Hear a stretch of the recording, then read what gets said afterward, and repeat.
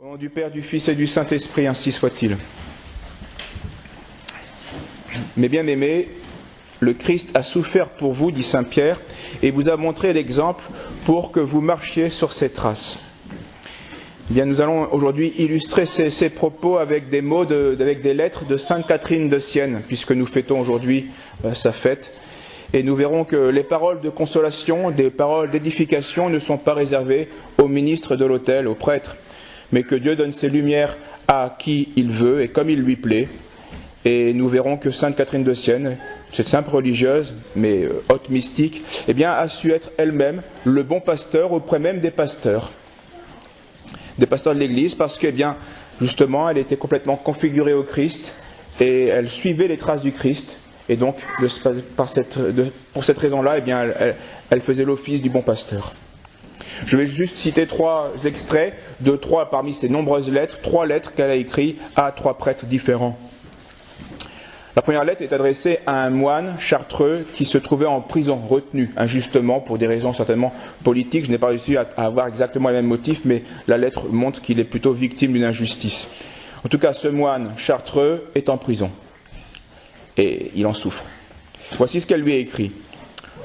Au nom du Christ Jésus crucifié et de la douce Marie. Vous verrez, les termes ont une saveur particulière. Certes, elle a un style féminin, mais plus que féminin, un style aussi catholique et moyenâgeux, donc pleine de bon sens chrétien.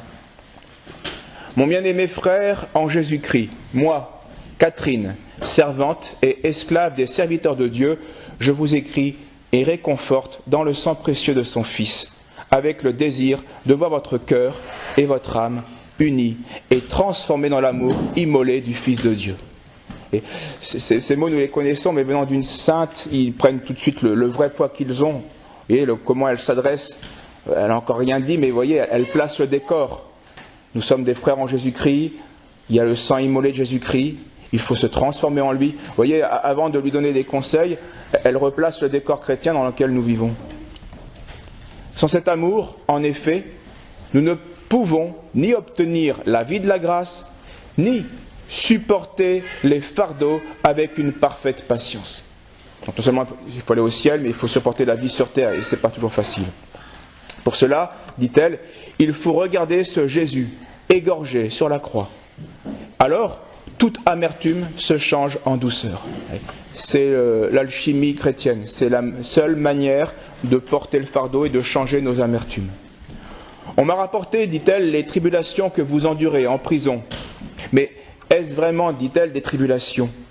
Si nous nous connaissions, nous verrions que nous ne sommes rien, mais que nous sommes simplement des artisans de péché et d'iniquité. Quand l'âme considère toutes les injures qu'elle a faites à son Créateur, elle désire nécessairement les venger, en faire justice et supporter alors joyeusement n'importe quelle peine et souffrance. Vous voyez que ces conseils sont valables pour toute âme, pas seulement pour ce moine chartreux en prison. Ô très chers frères en Jésus-Christ, si nous considérions la grande utilité qu'il y a de supporter les souffrances en cette vie, pendant que nous ne sommes que des pèlerins qui courent vers le terme de la mort, nous ne le ferions pas. Aussi l'expression, nous la savons, mais nous courons vers la mort. C'est quoi la vie ? C'est courir vers la mort. Et dès qu'on pense à cette réalité, c'est sûr que ça nous donne une bonne perspective des fardeaux et de la vie chrétienne. Nous courons vers la mort. Heureusement, nous, chrétiens, nous savons qu'après cette mort qui est un obstacle et une étape, heureusement, ce n'est pas vers la mort que nous courons en fait, c'est vers la vie éternelle, si nous sommes transfigurés avec le Christ. Quel bien-être d'être conformé à Jésus-Christ crucifié, supplicié et injurié. Quel autre bien que d'expier ses fautes et ses défauts. Ne vous alarmez pas de sentir la tristesse et l'accablement. Quand on porte un fardeau, c'est un fardeau. Donc nécessairement, même si on est bien chrétien et même si on est bien soumis à la volonté de Dieu, ce fardeau va avoir une part de tristesse et d'accablement. C'est un fardeau. Songez que la bonté de Dieu permet que les démons tourmentent votre âme, afin de vous humilier, afin de mieux vous faire connaître sa bonté, et pour que nous recourions à lui nous blottissant dans ses blessures, comme l'enfant qui recourt à sa mère. Et là, elles disent ce que Saint Pierre nous dit, il faut se cacher dans les blessures du Christ, et il porte nos meurtrissures, etc. Une autre lettre est écrite à un prieur dominicain d'un couvent à Monte Olivo. Et elle lui écrit, elle lui demande de monter sur la croix. Donc pareil, de se transformer, d'être chrétien, de se transfigurer en Jésus-Christ. Voilà donc, dit-elle, notre doux et bon berger, qui, animé d'un désir insatiable et d'un amour enflammé, a sacrifié sa vie sans se soucier de ses peines, de notre ignorance, de notre ingratitude, pour un si grand bienfait, sans se soucier des reproches des Juifs, et tel un amoureux a obéi au Père avec un grand respect.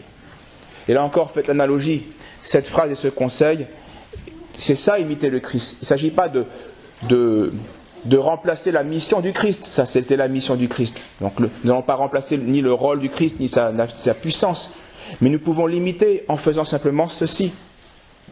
Ne pas se soucier de ce que feront les autres, de ce que penseront les autres. C'est faire son devoir, et son devoir, c'est d'obéir amoureusement, avec un grand respect au Père, sans se soucier d'un tel ou d'un tel. Parents, ne souciez pas de la réaction de vos enfants, ou de l'ingratitude de vos enfants, ou enfants, ne vous souciez pas de l'incompréhension de vos parents. Cherchez à faire comme le Christ, obéir amoureusement à notre Père du ciel, avec un grand respect. Si vous me disiez, dit Sainte Catherine, mais je ne peux pas monter sur la croix, l'amour cloué sur la croix est trop haut. Et souvent nous faisons cette réponse-là, être crucifié comme le Christ, ça nous dépasse. Alors je vous répondrai que notre Seigneur a fait des échelons avant d'arriver si haut dans son corps. Élevez votre affection jusqu'au pied du Fils de Dieu, puis élevez-vous jusqu'au cœur qui est ouvert et consumé pour vous. Donc avant, oui, que l'esprit soit complètement transformé au point de se réjouir des croix, avant d'en arriver donc jusqu'à l'esprit qui se réjouit des croix. La plupart des saints ne sont pas arrivés en un jour, loin de là. Ils ont d'abord commencé à être au pied de la croix. Puis au pied de la croix, on voit le cœur qui est ouvert à Jésus-Christ. Et c'est cet amour qui peut seul nous faire supporter les fardeaux et nous transformer peu en peu jusqu'à aimer la croix. Ce qui n'arrive pas d'un jour au lendemain, loin de là. Puis, Sainte Catherine finit sa lettre en lui demandant d'être un vrai pasteur qui veille sur les brebis, sur les âmes, pour extirper le vice et semer la vertu.